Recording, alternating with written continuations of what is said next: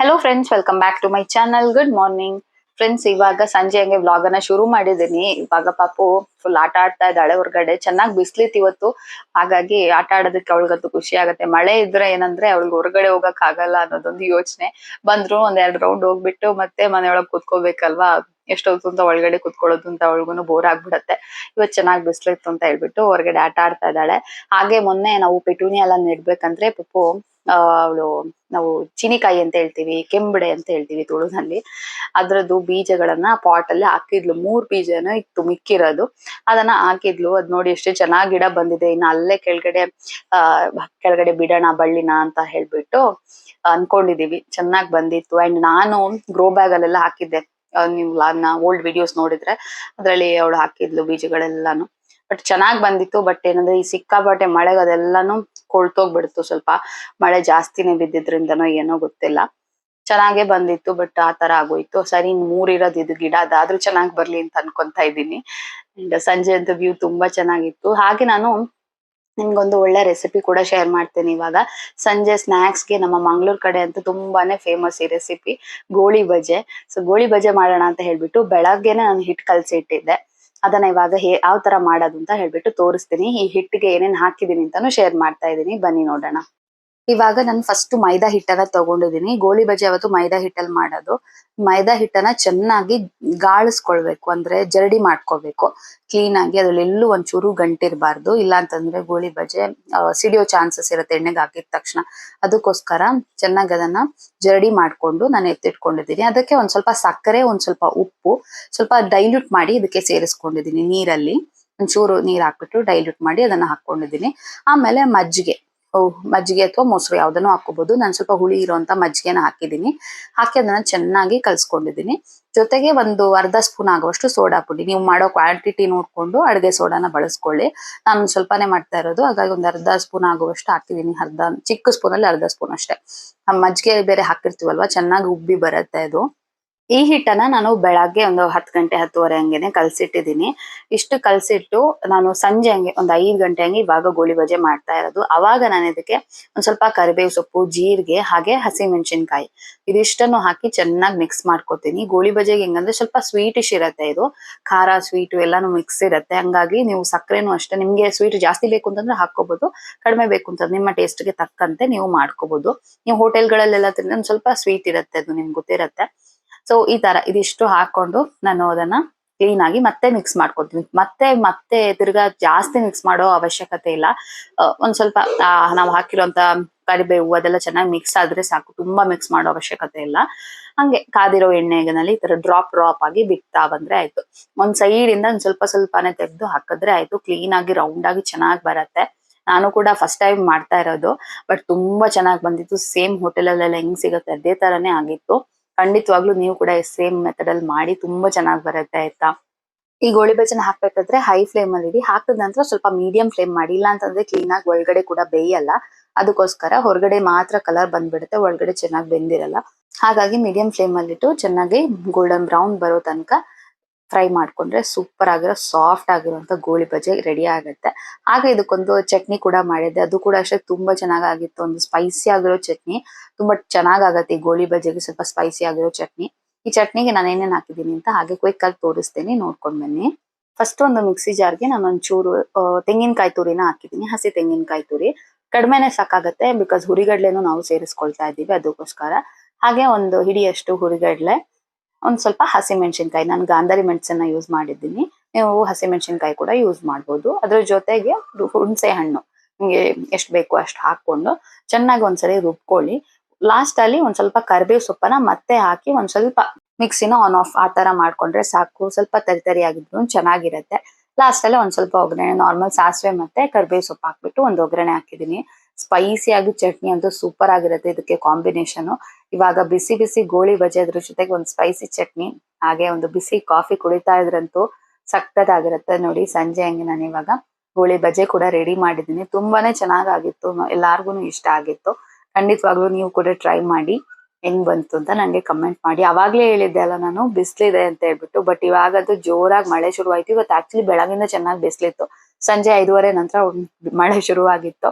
ನಾನು ಗೋಳಿ ಬಜೆ ಮಾಡೋ ಅಷ್ಟರಲ್ಲಿ ವೆದರ್ ಕೂಡ ಅಷ್ಟೇ ಚೆನ್ನಾಗಿರುತ್ತೆ ಮಳೆಗೆ ಈ ತರ ಬಿಸಿ ಬಿಸಿಯಾಗಿ ಗೋಳಿ ಬಜೆನೋ ಇಲ್ಲ ಏನಾದ್ರೂ ಸ್ನಾಕ್ಸ್ ಮಾಡ್ಕೊಂಡು ತಿನ್ನಕ್ಕೆ. ಸ್ವಲ್ಪ ಮಳೆ ಕಡಿಮೆ ಆಗಿದ್ದೆ ಸರಿ ಅಂತ ಹೇಳ್ಬಿಟ್ಟು ನೋಡಿ ನಮ್ ಗಾರ್ಡನ್ ಒಂದು ಚೆನ್ನಾಗಿರೋ ಪುಟಾಣಿ ಹಕ್ಕಿ ಬಂದಿದೆ. ಇದೆಲ್ಲ ನಮ್ ಗಾರ್ಡನ್ಗೆ ದಿನಾ ಬರ್ತಾ ಇರುತ್ತೆ ಈ ತರ ಹಕ್ಕಿಗಳು. ಹಮ್ಮಿಂಗ್ ಬರ್ಡ್ ಅಂತ ಅನ್ಸುತ್ತೆ ಇದು, ಕರೆಕ್ಟ್ ಆಗಿ ಗೊತ್ತಿಲ್ಲ. ಬಟ್ ತುಂಬಾ ಚೆನ್ನಾಗಿ ಕಾಣಿಸ್ತಾ ಇತ್ತು. ಹಾಗೆ ಅದು ಕೂಡ ಒಂದ್ ಸಣ್ಣ ಕ್ಲಿಪ್ಪಿಂಗ್ ತಗೊಂಡೆ, ನೋಡಕ್ಕಂತೂ ತುಂಬಾನೇ ಚೆನ್ನಾಗಿ ಕಾಣಿಸುತ್ತೆ. ಹಾಗೆ ನೆಕ್ಸ್ಟ್ ಡೇ ಮಾರ್ನಿಂಗ್ ನಾನು ಮತ್ತೆ ವ್ಲಾಗ್ ಅನ್ನ ಕಂಟಿನ್ಯೂ ಮಾಡ್ತಾ ಇದ್ದೀನಿ. ಇಲ್ಲಿ ಪಾಪು ತಾತನ ಜೊತೆ ಸೇರ್ಕೊಂಡು ಇಲ್ಲಿ ಅಲ್ಸಂಡೆ ಬೀಜ ಹಾಕಿದ್ರು, ಅದೆಲ್ಲ ಸಣ್ಣದಾಗಿ ಮೊಳಕೆ ಬಂದಿತ್ತು, ಅದನ್ನ ತಗೊಂಡ್ ಬಂದು ಇಲ್ಲಿ ನೆಡ್ತಾ ಇದ್ದಾರೆ ಇವಾಗ. ಅವಳು ಕೂಡ ಹೆಲ್ಪ್ ಮಾಡ್ತಾ ಇದ್ದಾಳೆ ಅವಳು ತಾತನ್ಗೆ. ಹಂಗೆ ನೋಡಕ್ ಒಂಥರ ಚೆನ್ನಾಗಿತ್ತು, ತಾತ ಮೊಮ್ಮಕ್ಕಳು ಈ ತರ ಗಿಡ ನೆಡೋದು.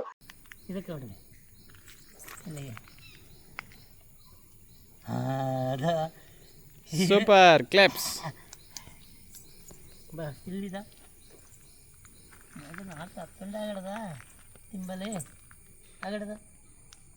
ಬೇಕಾ ಬೇಡದ? ಬೆಳಗ್ಗೆನೆ ಗಿಡ ನೆಡು ಕಾರ್ಯಕ್ರಮ ಎಲ್ಲ ಮುಗಿಸಿ ಅವಳನ್ನ ಸ್ನಾನ ಎಲ್ಲ ಮಾಡಿಸಿ ಇವಾಗ ಮನೆ ಕ್ಲೀನಿಂಗ್ ಅದೆಲ್ಲ ಕೆಲಸಗಳು ಮುಗೀತು. ಇವಾಗ ಏನಂದ್ರೆ ಮಧ್ಯಾಹ್ನ ಊಟಕ್ಕೆ ಕಾನಕಲ್ಲಟ್ಟೆ ಅಂತ ಬರುತ್ತೆ. ಈ ಮಂಗ್ಳೂರ್ ಕಡೆ ಇರೋರಿಗೆ ಗೊತ್ತಿರ್ಬೋದು, ಒಂದಷ್ಟು ಜನರಿಗೆ ಗೊತ್ತಿಲ್ದೇನೂ ಇರ್ಬೋದು. ಬಿಕಾಸ್ ಇದು ಸ್ವಲ್ಪ ಹಳ್ಳಿಗಳಲ್ಲೆಲ್ಲ ಮಾತ್ರ ಸಿಗುತ್ತೆ, ನಿಮ್ಗೆ ಮಾರ್ಕೆಟ್ ಅಲ್ಲಿ ಸಿಗಲ್ಲ ಈ ತರಕಾರಿ. ಸ್ವಲ್ಪ ಕಾಡು ಜಾತಿ ಬಳ್ಳಿ ಇದು, ಕಾನಕಲ್ಲಟ್ಟೆ ಅಂತ ಹೇಳ್ತೀವಿ. ಅದರದ್ದು ಕಾಯಿ ಹುಳಿ ಮಾಡೋಣ ಅಂತ ಹೇಳ್ಬಿಟ್ಟು ಆಲ್ರೆಡಿ ಬೇಯಿಸಿ ಎಲ್ಲ ಅದರಿಂದ ಬೀಜಗಳನ್ನೆಲ್ಲ ತೆಗಿಬೇಕು, ಇಲ್ಲ ಅಂತಂದ್ರೆ ತುರ್ಕೆ ಬಂದ್ಬಿಡುತ್ತೆ ಇದು. ಹಂಗಾಗಿ ಅದನ್ನೆಲ್ಲ ಕ್ಲೀನ್ ಮಾಡ್ತಾ ಇದೀನಿ ನಾನು ಮತ್ತೆ ಪಾಪು ಸಿಕ್ಕೊಂಡು. ಬಟ್ ಅವಳು ನೋಡಿ ಕೈಯಲ್ಲೆಲ್ಲ ಅದನ್ನ ಮೆತ್ಕೊಳಕ್ ಶುರು ಮಾಡಿದ್ಲು. ಸರಿ ಬೇಡ ನೀನು ಆಮೇಲೆ ತುರ್ಸತ್ತೆ ಅಂತ ಹೇಳ್ಬಿಟ್ಟು ಅವಳನ್ನ ಏನೋ ಮಾಡ್ಬಿಟ್ಟು ವಿಡಿಯೋ ಮಾಡು ಅಂತ ಕೊಟ್ಬಿಟ್ಟಿದ್ದೆ ಕ್ಯಾಮ್ರಾ ಅವಳ ಕೈಗೆ. ಅವಳು ಹಂಗೆ ತಾತಂದು ಅಜ್ಜಿದು ಎಲ್ಲಾರ್ದು ಬನ್ನಿ ಬನ್ನಿ ಅಂತ ಕರೆದ್ಬಿಟ್ಟು ವಿಡಿಯೋ ಮಾಡ್ತಾ ಇದ್ಲು. ಹಾಗೆ ಅದು ಸಣ್ಣ ಕ್ಲಿಪ್ಪಿಂಗ್ ಕೂಡ ಶೇರ್ ಮಾಡಿದ್ದೀನಿ. ಅಂಡ್ ಮಧ್ಯಾಹ್ನಕ್ಕೆ ಇವತ್ತು ನನ್ಗೆ ಕಾನಕಲ್ಲಟ್ಟೆ ಮತ್ತೆ ಸೌತೆಕಾಯಿ ಹಾಕ್ಬಿಟ್ಟು ಕಾಯಿ ಹುಳಿ, ಅದ್ರ ಜೊತೆಗೆ ಹಲಸಿನಕಾಯಿ ಪಲ್ಯ ತುಂಬಾ ಚೆನ್ನಾಗಿರುತ್ತೆ ಕಾಂಬಿನೇಷನ್. ಈ ಸೀಸನ್ ಸ್ಪೆಷಲ್ ಅಲ್ವಾ ಹಲಸಿನಕಾಯಿ ಅಂತೂ. ಹಾಗೆ ಹಲಸಿನಕಾಯಿ ಪಲ್ಯ ಕೂಡ ಮಾಡಿದ್ದೀವಿ. ಇವಾಗ ಅದೆಲ್ಲ ಕೆಲ್ಸಗಳು ಆಗ್ತಾ ಇದೆ. ಆಲ್ಮೋಸ್ಟ್ ಎಲ್ಲಾನು ಆಯ್ತು ಕ್ಲೀನ್ ಮಾಡಿ, ಇನ್ನೊಂದ್ ಸ್ವಲ್ಪನೇ ಇದೆ. ಅಂಡ್ ಅದೆಲ್ಲ ಆದ ನಂತರ ಪಾಪು ಕೂಡ ಏನಾದ್ರು ತಿನ್ನಕ್ಕೆ ಸ್ನಾಕ್ಸ್ ತರ ಏನಾದ್ರು ಕೊಡೋಣ ಅಂತ ಹೇಳ್ಬಿಟ್ಟು ಸೌತೆಕಾಯಿ ಸ್ವಲ್ಪ ಕಟ್ ಮಾಡಿದೆ, ಅದಕ್ಕೊಂಚೂರು ಪೆಪ್ಪರು ಹಾಗೆ ಒಂದ್ ಸ್ವಲ್ಪ ಸಾಲ್ಟ್ ಹಾಕ್ಬಿಟ್ಟು ಈ ತರ ಸ್ಲೈಸ್ ಮಾಡಿ ಕೊಟ್ರೆ ಅವಳಿಗೆ ತುಂಬಾ ಇಷ್ಟ ಆಗುತ್ತೆ. ಎಳೆ ಸೌತೆಕಾಯಿ ತಿನ್ನೋದು ತುಂಬಾ ಚೆನ್ನಾಗಿರುತ್ತೆ. ಅಂಡ್ ಅವಳಿಗೆ ಸೌತೆಕಾಯಿ ತಿನ್ನೋದು ಕೂಡ ಇಷ್ಟ. ಹಾಗಾಗಿ ಅವಳಿಗೆ ಒಂದ್ ಸ್ವಲ್ಪ ಪೆಪ್ಪರ್ ಪುಡಿ ಮತ್ತೆ ಒಂದ್ ಸ್ವಲ್ಪ ಉಪ್ಪು ಹಾಕಿದ್ರೆ ಒಂಥರ ಟೇಸ್ಟ್ ಕೂಡ ಚೆನ್ನಾಗಿರುತ್ತೆ. ಹಾಗೆ ನಾನು ಕೂಡ ಒಂದ್ ಸ್ವಲ್ಪ ಸೌತೆಕಾಯಿ ಎಲ್ಲ ತಿಂತಾ ಇದ್ದೀನಿ. ಅವಳಿಗೆ ಸ್ಲೈಸ್ ಮಾಡಿ ಕೊಟ್ರೆ ಇಷ್ಟಪಟ್ಟು ತಿಂತಾಳೆ, ಇಲ್ಲ ಅಂತಂದ್ರೆ ಹಂಗೆ ಕೊಟ್ರೆ ತಿರುಳು ಮಾತ್ರ ತಿನ್ಬಿಡ್ತಾಳೆ. ಆಮೇಲೆ ಅದನ್ನೆಲ್ಲ ಬಿಸಾಕಿ ಇಲ್ಲೆಲ್ಲ ಹಾಕ್ಬಿಡ್ತಾಳೆ. ಅದಕ್ಕೋಸ್ಕರ ನಾನು ಜಾಸ್ತಿ ಸ್ಲೈಸ್ ಮಾಡಿ ಕೊಡ್ತೀನಿ ಅವಳಿಗೆ. ಹಾಗಿದ್ರೆ ಕ್ಲೀನ್ ಆಗಿ ಎಲ್ಲಾನು ಖಾಲಿ ಮಾಡ್ತಾಳೆ. ಅದಕ್ಕೋಸ್ಕರ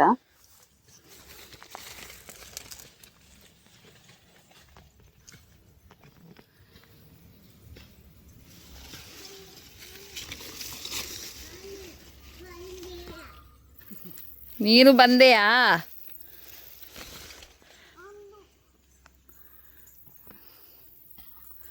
ಎಲ್ಲ ಬಾ, ಉಲ್ಟಾ ಪಲ್ಟ ಚಪ್ಪಲ್ ಹಾಕೊಂಡು ಬಂದರೆ ಹೆಂಗೆ?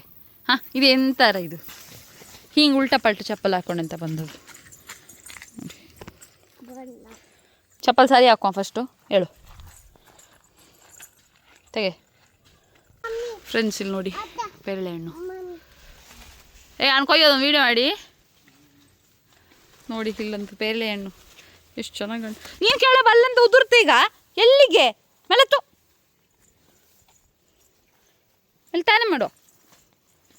ಕೇಳಿ ಇಲ್ಲಿ ನೀನೆಂತ ಬರ್ತೆ? ನೀನು ಅಮ್ಮ ಕೊಯ್ದು ಕೊಡ್ತಾರೆ, ಹಿಡ್ಕೊ ಕೂಚ ನಾನೇ ಮಾಡಿಲ್ಲ. ಫ್ರೆಂಡ್ಸ್ ನೋಡಿ, ನಾನು ಇಲ್ಲೊಂದು ಪೇರಳೆ ಹಣ್ಣು ಕೊಯ್ಯೋಣ ಅಂತ ಬಂದರೆ ನೋಡಿ ಇಲ್ಲಿ ಎಷ್ಟು ಚೆನ್ನಾಗಿ ಹಣ್ಣಾಗಿದೆ ನೋಡಿ. ಇಲ್ಲಿ ನೋಡಿ, ಒಂದು ವೀಡಿಯೋ ಮಾಡಿ. ಕ್ಯಾಚ್ ಹಿಡಿತೆ ನೀನು? ಹೋ, ಇವಳು ಕ್ಯಾಚ್ ಹಿಡಿತಾಳಂತೆ. ಬಾ ನೋಡಿ, ನಾನೊಂದು ಟಾಪ್ ಶೂಟ್ ಗಿಡವನ್ನು ನಾಟಿ ಮಾಡಿದ್ದೆ. ಇವರು ಪೇರಳೆ ಹಣ್ಣು ಅಂದ್ಕೊಂಡು ಗಿಡನ ಕಿತ್ತಾಕಿದ್ರು. ಇಲ್ಲಿ ನೋಡಿ, ಇದು ಇಷ್ಟು ಚೆನ್ನಾಗಿತ್ತು. ಗ್ರಾಫ್ಟ್ ಮಾಡಿದ್ದೆ ಟಾಪ್ ಶೂಟು. ಆನಲ್ಲ ಮಗಳು. ನೋಡಿ, ಇವಳಲ್ಲ ಅಂತೆ, ಹೋಯ್ತು.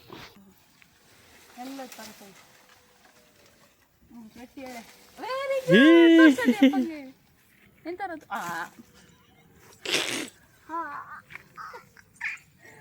ತೋರ್ಸು, ಎಂತಾರದು? ಪೇಳೆ. ಪೇರಳೆ ಹಣ್ಣು, ಸೀಬೆ ಹಣ್ಣು ಅಂತ ಹೇಳ್ತಾರಲ್ವ ಅದೇ. ಇದ್ದ ಬೇರೆ ಸ್ಮೆಲ್ ಬರ್ತಿದೆ ನೋಡಿ. ಇಷ್ಟು ಹಣ್ಣಾದರೆ ನಂಗೆ ಇಷ್ಟ ಇಲ್ಲ ಫ್ರೆಂಡ್ಸ್.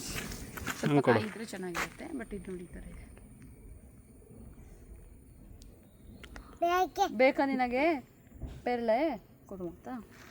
ಫ್ರೆಂಡ್ಸ್ ಹಂಗೋ ಹಿಂಗೋ ಮಾಡಿ ಒಂದು ಪೇರಳೆ ಹಣ್ಣು ಕೊಯ್ದಿದ್ದಾಯ್ತು. ನೋಡ್ಬೇಕು ಇವಾಗ ಇದು ಹೆಂಗಿದೆ ಅಂತ. ಬಿಕಾಸ್ ಸ್ವಲ್ಪ ಜಾಸ್ತಿನೇ ಹಣ್ಣಾಗಿ ಹೋಗ್ಬಿಟ್ಟಿದೆ. ನನ್ಗೆ ಆಕ್ಚುಲಿ ಇಷ್ಟೊಂದು ಹಣ್ಣಾದ್ರೆ ಇಷ್ಟ ಆಗಲ್ಲ. ಅದು ಸ್ಮೆಲ್ ಒಂಥರ ಅಂತ ಅನ್ನಿಸ್ಬಿಡತ್ತೆ. ಅದಕ್ಕೋಸ್ಕರ ಇವಾಗ ಈ ಪೇರಳೆನ ಕಟ್ ಮಾಡಿ ತಿನ್ಬೇಕು. ನೋಡೋಣ ಹೆಂಗಿದೆ ಅಂತ ಹೇಳ್ಬಿಟ್ಟು. ಸ್ವಲ್ಪ ಜಾಸ್ತಿನೇ ಹಣ್ಣಾಗಿತ್ತಲ್ವಾ, ಹಂಗಾಗಿ ನೋಡ್ಕೊಂಡು ತಿನ್ಬೇಕು ಫ್ರೆಂಡ್ಸ್. ಹಾಗೆ ಈ ಪೇರಳೆ ಹಣ್ಣಿನೊಂದಿಗೆ ಈ ವ್ಲಾಗ್ ಅನ್ನ ನಾನು ಎಂಡ್ ಮಾಡ್ತೀನಿ. ಈ ವ್ಲಾಗ್ ನಿಮ್ಗೆ ಇಷ್ಟ ಆಗಿದೆ ಅಂತಂದ್ರೆ ಪ್ಲೀಸ್ ಲೈಕ್, ಶೇರ್, ಕಾಮೆಂಟ್, ಹಾಗೆ ಸಬ್ಸ್ಕ್ರೈಬ್ ಮಾಡದೆ ನೋಡ್ತಾ ಇದ್ರೆ ಸಬ್ಸ್ಕ್ರೈಬ್ ಮಾಡಿ, ಸಪೋರ್ಟ್ ಮಾಡಿ. ಸಿಗೋಣ ಇನ್ನೊಂದು ವಿಡಿಯೋದೊಂದಿಗೆ. ಅಲ್ಲಿ ತನಕ take care and bye. Thanks for watching.